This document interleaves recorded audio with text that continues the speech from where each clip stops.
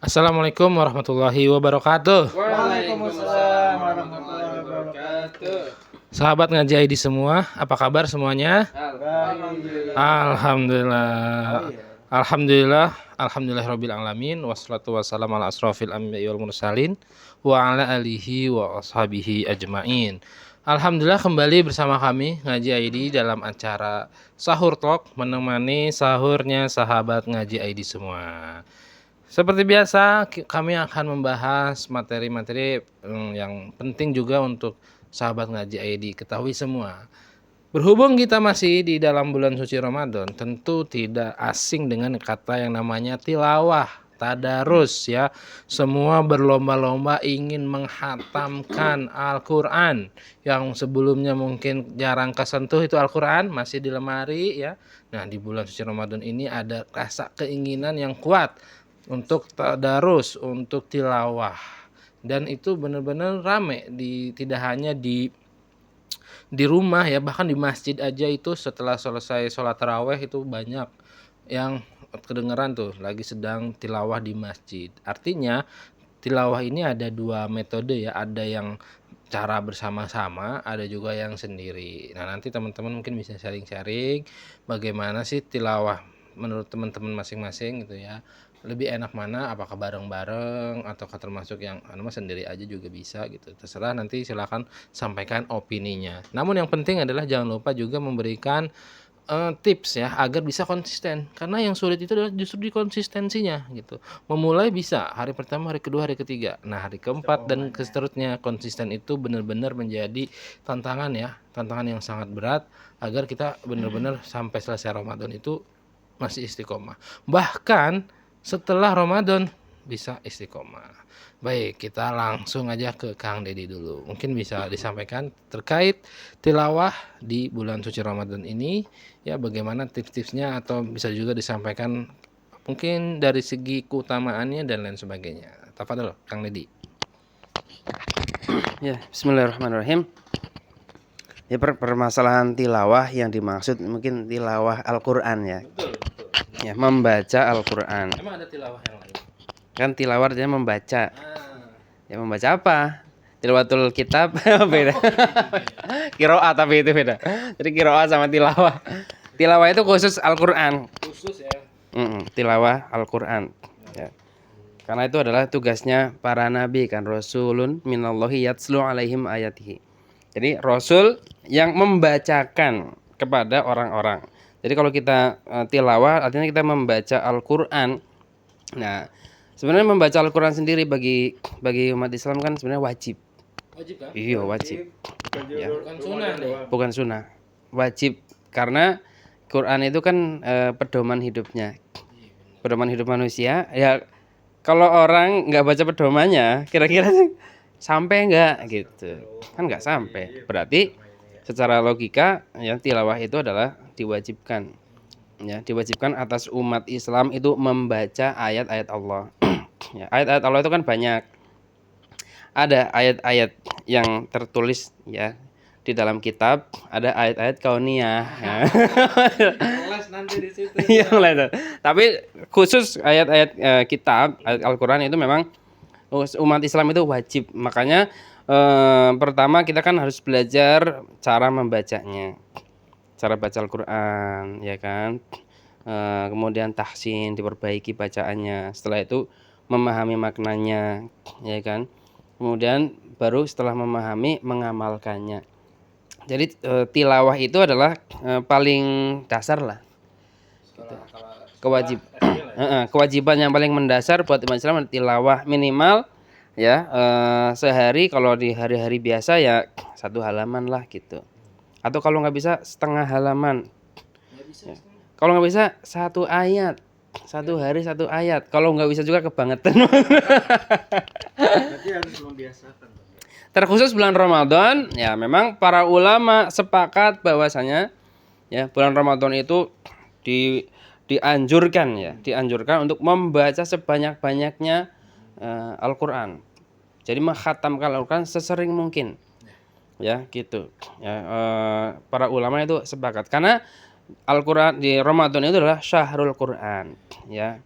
Jadi Al-Qur'an itu adalah diturunkan di bulan Ramadan. Syahrul Ramadan alladzi unzila fil Qur'an. Jadi bulan Ramadan adalah unzila fihil Qur'an.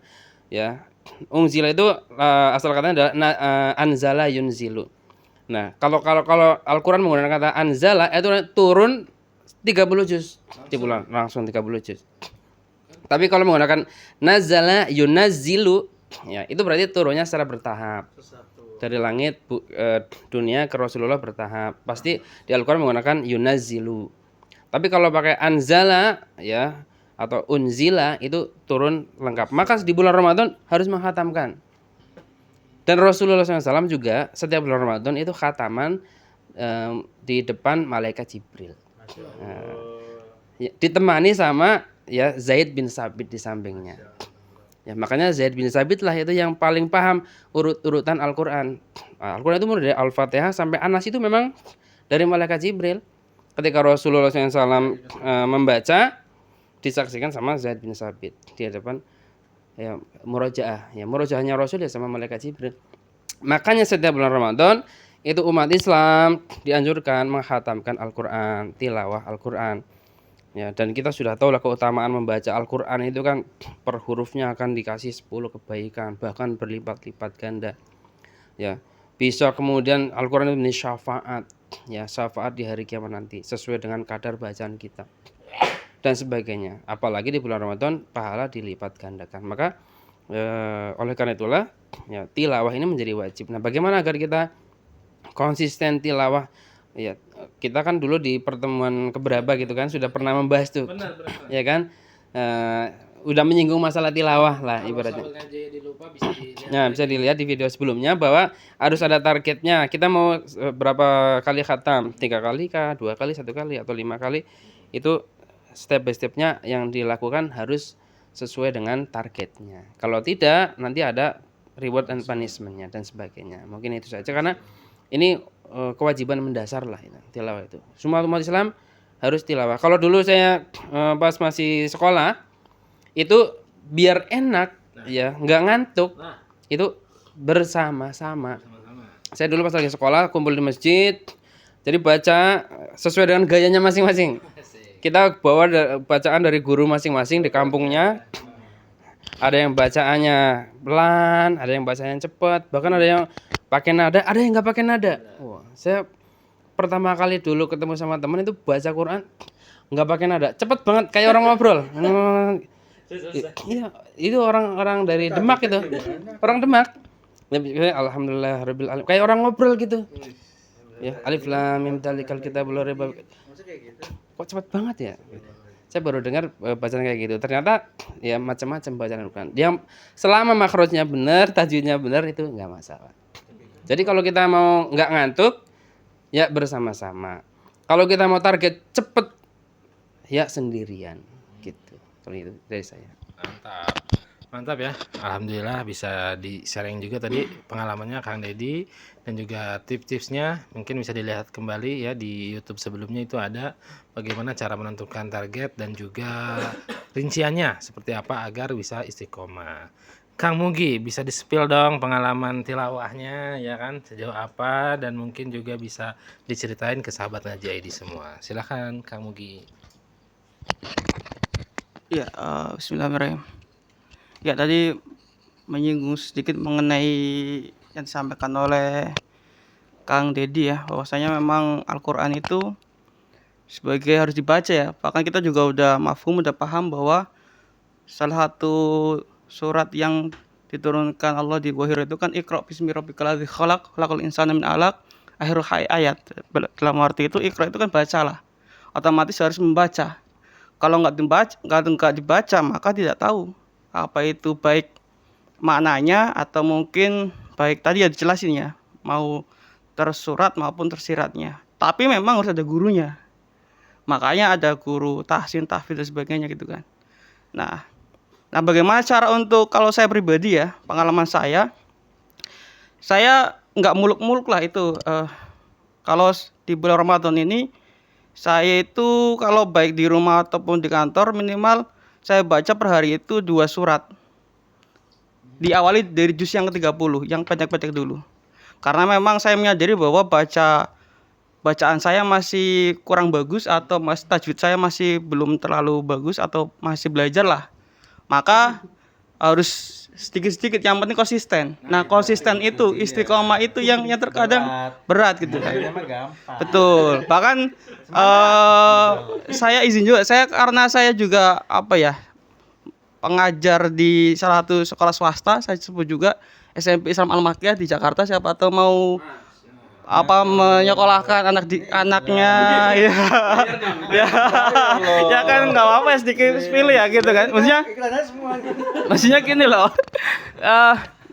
Mengenai tilawah memang kan di setiap semua sekolahan pasti ada namanya pembiasan. Ada namanya salat duha, ada namanya baca Quran. Itu memang wajar ya dari semua baik SD, SMP, SMA, SMK gitu kan. Cuman di sini itu kan bagaimana saya pribadi untuk bertilawah atau mungkin setiap bulan Ramadan sekarang itu tadi saya minimalkan itu ya sehari 2 surat itu. Dari juz 30 gitu. Walaupun juz ke-30 berarti ya dari itu dulu kan. Dari ana sampai anaba gitu kan, yang 37 surat ya gitu. Jadi sedikit-sedikit, dan terkadang saya juga ya saya nggak malu gitu loh, walaupun saya mungkin masih terbata-bata. Adapun mungkin ada orang yang kamu kok udah umur ada cukup tapi kok masih nggak masalah. Karena apa? Karena bukan berarti saya masih terbata-bata nggak mau belajar. Seperti hanya sholat, apakah nunggu benar dulu baru sholat? Enggak. Kita belajar kita sholat dulu baru sambil belajar. Kalau masalah diterima atau enggaknya itu urusan Allah Subhanahu wa taala. Yang penting saya itu ngaji, saya itu sholat, saya itu mendakwah gitu loh, berusaha tadi ya. Dan ada step by stepnya lah. Saya seperti tadi, jadi nggak semata-mata itu langsung harus khatam sebagainya. Itu menurut saya pribadi, walaupun mungkin nggak mustahil, tapi terlalu jauh lah untuk memikirkan khatam 30 juz dalam 1 bulan. Nggak muluk-muluk lah. Saya mungkin juz ke-30 dalam bulan Ramadan itu pun alhamdulillah. Yang penting konsisten tadi. Nggak usah ngoyoh kalau bahasa Jawanya. Iya, kalau saya mungkin udah kalau saya udah kebal bener sih. Kalau saya memang udah kebal sih, mau diomongin juga seperti apa. Cuma kan di sini kan harus cari solusinya, bahwasanya solusi tadi loh. Karena banyak orang yang gini, banyak menghujat, banyak yang mencemooh, banyak yang mungkin bilangin, tapi tadi jarang sekali memberikan solusi. Nah, adanya ngaji ID teman-teman, itu tidak hanya memberikan suatu arahan tapi ngasih solusi. Maka ngajilah di ngaji ID. Gitu lah, itu dari saya berarti. Sekian, terima kasih. Langsung dibayar dengan mengendorse ngaji ID ya. Oke, terima kasih ya cerita pengalamannya Kang Mugi dengan kesederhanaannya ya. Beliau tetap istiqomah dengan kemampuan yang dimilikinya. Iya, itu memang ideal. Tapi fakta menyatakan, teman-teman semua, tidak semua kalangan itu mungkin dari masa kecilnya itu pernah belajar Al-Quran gitu. Atau mungkin sekolahnya sekolah yang umum ya, di rumahnya juga nggak ngaji di masjid. Jadi jauh lah Kang dari kecil itu dengan baru hijrah gitu. Mungkin ngaji itu ya pas SD doang, itu juga karena dimarahin gitu. Jadi nggak terlalu serius. Dampaknya sampai ke dewasa gitu. Sehingga untuk bisa ngaji itu berat gitu, berat banget. Jangan kan ngaji gitu ya. Hurufnya aja mungkin ada berapa juga nggak tahu, lupa ilmu tajwidnya apa itu tajwid gitu. Nah, ini juga mungkin banyak yang mengalami hal seperti itu yang tidak ideal, kurang ideal. Mungkin dari Gen Z barangkali bisa diceritakan juga ya, apakah iya memang seperti itu faktanya atau bagaimana nih agar tidak rendah diri ya dengan kondisi yang ada, walaupun usia masih muda gitu ya. Nggak, kalau biasanya kan orang semangatnya itu kalau udah tua gitu ya, udah mau mati gitu baru semangat gitu kan. Nah, ini kita akan meluruskan gitu. Iya, buktinya di masjid isinya apa? Kalau nggak orang tua ya kakek-kakek. Mungkin yang remajanya nggak dikasih space kan. Nah, silakan Kang Rizal, bisa diceritain atau bisa di-sharing ya bagaimana berbicara tentang tilawah ya di dunia Gen Z, atau bisa antum juga cerita, silakan.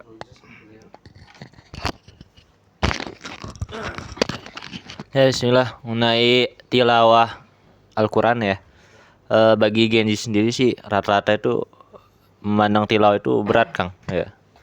Kenapa berat? Karena butuh kekonsistensian gitu. Tadi kan dibilang ya kan. Karena kan bulan Ramadan, bulan Quran ya kan. Sehingga perlu yang namanya tadi hataman. Gen Z sendiri memandang hal ini berat karena memang di samping itu Gen Z juga punya teman yang dianggap ini temannya berbahaya gitu kan, bisa dibilang setan gepeng. Iya. Iya, setan gepeng. Nah, setan gepeng inilah yang kemudian, nah ini itu. Jadi Gen Z itu berat banget ya. Jadi ketika selesai sholat ya, walaupun dia udah tahu ya kan, dia dengar dari kultum ataupun ceramah gitu kan tentang fadilah keutamaan baca Quran, tilawah Quran itu kan. Ya ketika selesai sholat atau baru bangun tidur itu kan, ketika misalnya disandingkan HP dengan Quran, itu pasti rata-rata yang diambil HP dulu gitu kan. Karena tadi saya bilang gitu kan, karena namanya HP itu luar biasa setannya menggoda untuk Gen Z gitu. Jadi nggak banyak juga sih Gen Z yang kemudian konsisten dalam membaca Al-Quran atau tilawah Al-Quran. Nah, kalau di zaman saya dulu dan sekarang itu, saya amati yang namanya Gen Z ketika tilawah itu nunggu omelan dari Pak DKM kalau di masjid. Iya. Jadi kalau Pak DKM itu nggak ngomel-ngomel, nggak nyuruh anak-anak Gen Z ini tilawah, dia nggak bakal tilawah. Paling cuma ngumpul doang di situ, ngobrol gitu kan. Apalagi mabar sekarang. Iya, di masjid ada. Iya. Walaupun ada juga sebagian yang memang tilawah masing-masing gitu kan. Karena mungkin dia ketika dengar ceramah kultum tarawih ya kan tentang fadilah keutamaan baca Quran itu dia sadar terus gitu. Kenal lah, menyentuh hatinya. Akhirnya dia tilawah gitu kan. Ada juga. Tapi yang seperti ini nggak banyak. Kalau mau bicara tentang yang mendominasi Gen Z ya, tadi nunggu arahan dari Pak DKM ya, nunggu arahan dari marbot suruh baca Quran baru dia baca Quran. Kalau nggak ada arahan ya, nggak diperintah suruh baca Quran, wah aktivitasnya nggak ada yang baca Quran, paling mabar di situ. Tapi saya cukup terharu dan juga memberikan apresiasi kepada Gen Z yang memang tilawah dengan konsisten, karena Gen Z yang seperti ini jumlahnya nggak banyak, sedikit ya. Karena dia yang kemudian sadar, dia juga yang kemudian mau berubah ya kan. Dari yang tadinya selalu dengan HP gitu kan, main HP mulu, main game mulu, kemudian sosmed mulu ya kan, scroll akhirnya dia karena mau berubah kemudian dia konsisten tilawah Al-Quran gitu loh. Nah, mungkin itu saja yang saya amati dari Gen Z itu sendiri. Terima kasih Kang Rizal atas opininya. Memang ya dunia sekarang, terutama bil khusus di remaja pemuda ya, tantangannya memang sangat berat ya, untuk apalagi bisa dekat dengan Al-Quran gitu. Di kesehariannya mereka mungkin juga sehari-harinya jauh dengan Al-Quran. Ya ketika bulan Ramadan datang tiba-tiba harus dekat dengan Al-Quran, ya kan nggak tahu kenapa saya harus dekat dengan Al-Quran, kenapa saya harus baca Al-Quran. Rasa-rasanya tuh mereka belum tahu alasannya kenapa harus ngaji, harus belajar Al-Quran gitu. Nah ini mungkin PR juga bagi kita agar bagaimana Al-Quran ini tidak jauh kepada sahabat Ngaji ID semua, tapi semakin dekat dan tertarik untuk mempelajarinya. Ini sudah ada yang nggak sabar banget ya, Kang Majid, yang pengen banget mengutarakan ini ya isi kepalanya terhadap apa tadi yang sudah teman-teman sampaikan. Ya langsung aja deh Kang Majid, silakan. Baik. Ya. Oh iya, oke. Baik. Pertanyaannya. Iya, pertanyaannya, apakah sudah tilawah hari ini semua? Masya Allah, sudah ya? Sudah? Oh gitu. Oh, saya alhamdulillah sudah. Sudah tadi. Hari ini sudah, alhamdulillah sudah. Nah, jadi untuk semua itu harus ada kebiasaan dari kita, jangan kita keluar-keluar, yuk baca, ini fadilahnya, pahalanya dan lain sebagainya, tetapi bener kata MC tadi, nggak dikasih tahu arahannya, kenapa kita harus dekat dengan Al-Quran di bulan Ramadan, kenapa mengurangi mabar, intinya itu mengurangi aktivitas-aktivitas yang sangat merugikan di bulan Ramadan kayak gitu kan. Nah itu seharusnya diarahkan dulu gitu kan. Nah tadi juga kalau misalkan nggak ada yang seperti Marbot tadi, nggak ada yang bilang yang kayak gitu, ayo ngapain di sini? Mendingan ngaji. Iya, berarti kan kalau nggak dibilangin gimana? Mabar aja gitu sampai maghrib, dapat takjil juga di situ. Enak banget, ya kan? Lah gimana? Apa sahur juga itu? Astagfirullahaladzim, enggak, jangan sampai saya. Enggak. Itu yang kalau di masjid, kalau mainnya nggak di masjid. Nah, itu gimana, Kang? Pertanyaannya itu juga kan harus kritis juga kan ya. Itu di masjid, kalau di mall ya di rumah diam baik di kamar. Mall tutup kebanjiran ya sebenarnya. Allah Oh enggak, ya, enggak sampai malam ya. Nah, jadi itu semua memang harus ada pembiasaan. Jadi Ana sebenarnya tuh nggak setujunya tuh bukan hanya Gen Z sih. HP ini Ana tadi greget ya. Aduh, HP ini tuh memang semua usia. Atau pernah dengar nggak dulu? Pernah lihat nggak yang viral nenek-nenek mandi lumpur itu kan? Nah, lihat itu Gen Z tapi iya. Astagfirullahaladzim. Masa Antum yang rekam ya? sejak kapan? Coba ada yang itu rela terjun ke waduk ke air yang itu loh. Yang dikali kagak muncul lagi coba. Itu gimana caranya gitu? Berarti kan belum nyampe. Genzi ya. Iya. Dia kan contoh yang lainnya. Seperti kita. Iya Kak. maaf. Kita milenial lah, milenial kok apaan Ya. Antum kali enak agak. Jadi memang kalau masalah HP itu sesuai dengan orangnya sih. Kalau misalkan dia mau untuk syuting, untuk dakwah, untuk grup yang sekolah, grup dakwah itu beda dengan dia pasti kalau yang suka itu tuh grup yang nggak jelas, semuanya nggak jelas. Jadi di kata itu kepribadian orang itu bisa dilihat dari isi HP-nya coba. Coba kita lihat, jangan ya privasi ya. Ya kan kayak gitu. Jadi greget banget gitu. Kenapa sih sasarannya Gen Z terus? Padahal mah yang punya HP kan bukan hanya Gen Z kayak gitu. Nah, ini bukan belain Gen Z ya, biasa kayak gitu. Ya Kang ya, setuju ya? Kayak gitu. Baik, terima kasih ya.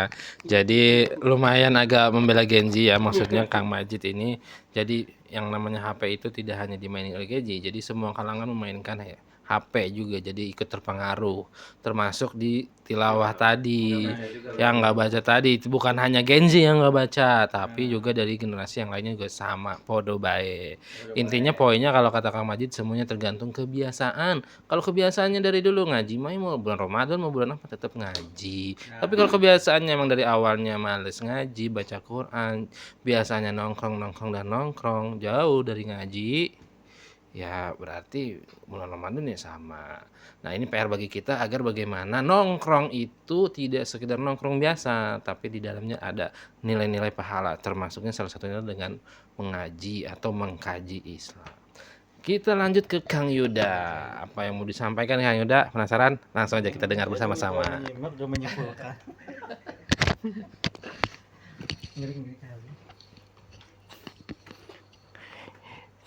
Ya, kembali ke topik ya tadi ya, topik di awal tentang ngaji bareng dan sendiri ya. Iya.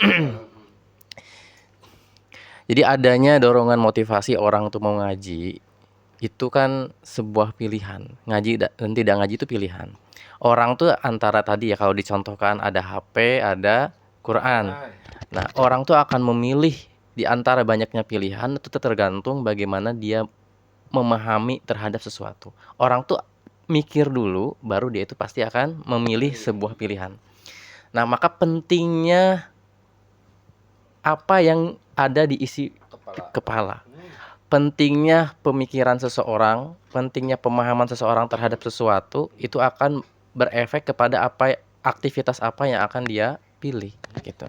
Misalnya, kalaupun misalnya ya disodorkan di depan Kang Wajid ada satu game, satu Quran, Kang Wajid pilih mana? Ya karena karena beliau ada gamenya. oh iya, Tuh. beda generasi. Juga lu. Dulu kan zaman dingdong. Ana udah Gamebot. Ana udah sempat game online udah. Oh, Di udah. SMK udah Allah.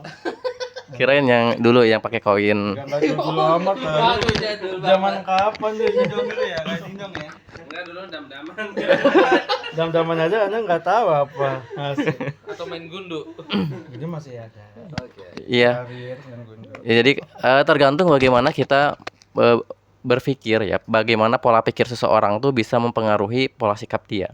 Pada saat orang tuh paham terhadap apa yang akan dia pilih, maka dia itu akan memilih sesuatu, termasuk entah itu lintas generasi ya, mau Gen Z sampai ke aki-aki pun kalau kalau diperlihat Aki-akinya kan dia tidak akan memilih untuk membaca Al-Quran kalau dia itu nggak paham. Ya selain biasa tadi disebutkan, tapi juga dia tuh harus paham dulu apa sih memang kenapa kita tuh harus baca Quran. Harus punya landasan kenapa.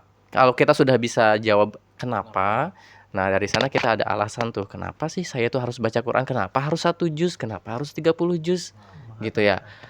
Nah, dari sana akan berangkat motivasi. Kalau sudah terjawab akan berangkat tuh motivasi. Oh, ternyata alasannya seperti ini. Maka orang yang sudah paham sejatinya dia itu harus melaksanakan apa yang dia pahami. Kalau Gitu. kalau tidak dikerjakan juga, padahal dapat. Berarti itu sebenarnya bukan paham. Itu tuh baru tahu.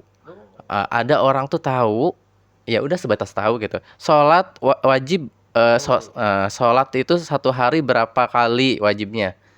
5. 5, oh bener. 5 kali. Iya. Kayak gitu kan. Ngetes. Terus Ya, nggak apa-apa. Terawih. Udah bener jawabannya ya. Terawih apa? Terawih. Hah? Terawih wajibnya.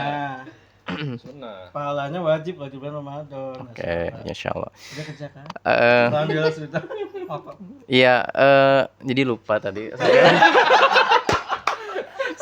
Ini MC-nya usul banget. Apa tadi ya?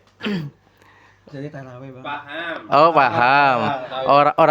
Orang tuh bisa tahu, tapi belum tentu paham. Tahu belum tentu bisa paham. Ya, kayak tahu sholat itu wajib tahu gitu. Nah, apakah paham? Nah, belum tentu.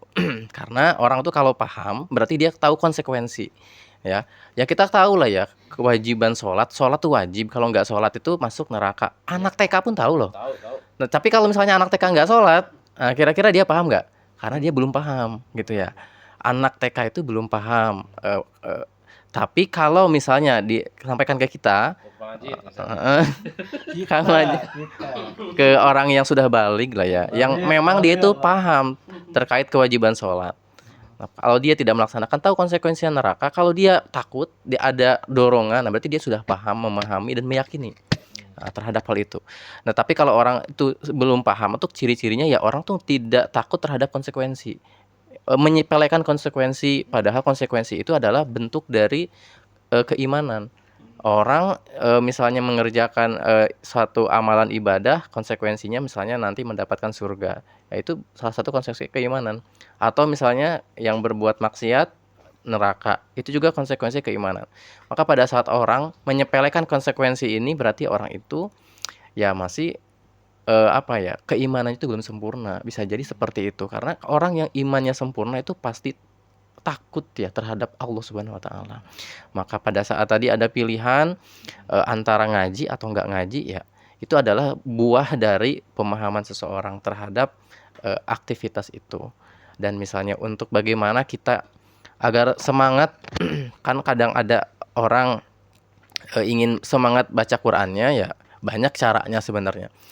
Misalnya ngaji biar tidak bosan kan, ada juga kadang kala ya karena rutinitas maka bosan, maka bisa kita bentuk variasi nada, misalnya belajar nada-nada, ada kan nada nahawan, jiharkah, ya, dan lain sebagainya gitu. Yang kalau misalnya kita bacakan di depan orang mungkin kita masih fals. Tapi kalau kita baca sendiri mungkin lebih pede ya. Apalagi pakai helm tuh. Iya. Betul. Sering kali ya, benar-benar. Di jalan kadang-kadang ada orang yang nyanyi-nyanyi lagi naik motor. Daripada nyanyi, lebih baik mending apa gitu. Baik, terima kasih Kang Yoda ya atas pencerahannya ya teman-teman ya. Jadi banyak sekali kaum muslimin yang mungkin barangkali belum paham ya, baru sekedar tahu sehingga nggak tertarik untuk ngaji dalam spesifik membaca Al-Quran tadi gitu. Belum paham, baru sekedar tahu. Tapi ada catatan kritisnya juga sebetulnya, yang dimaksud belum paham itu mungkin hanya berlaku untuk anak-anak TK sebetulnya mah gitu, yang dari segi akal memang belum sempurna. Tapi kalau udah dewasa, udah balik, ngerti, paham ya sebetulnya ya dia tuh sebenarnya membangkang sih lebih tepatnya ya, kayak nggak mau nurut aja, lebih nggak mau nurut lah. Paham banget dia bahwa sebetulnya ngaji itu ya suatu kewajiban, misalnya tadi menutup aurat itu harus, sholat itu wajib dilaksanakan. Paham, tahu dan paham juga akan konsekuensinya. Apa bedanya dia dengan anak TK? Bisa jadi dia malas, enggan, atau ya itu tadi mungkin dia fasik sehingga malas lah untuk beribadah seperti tadi. Nah, mungkin itu. Ada lagi mau nambahin teman-teman? Cukup ya.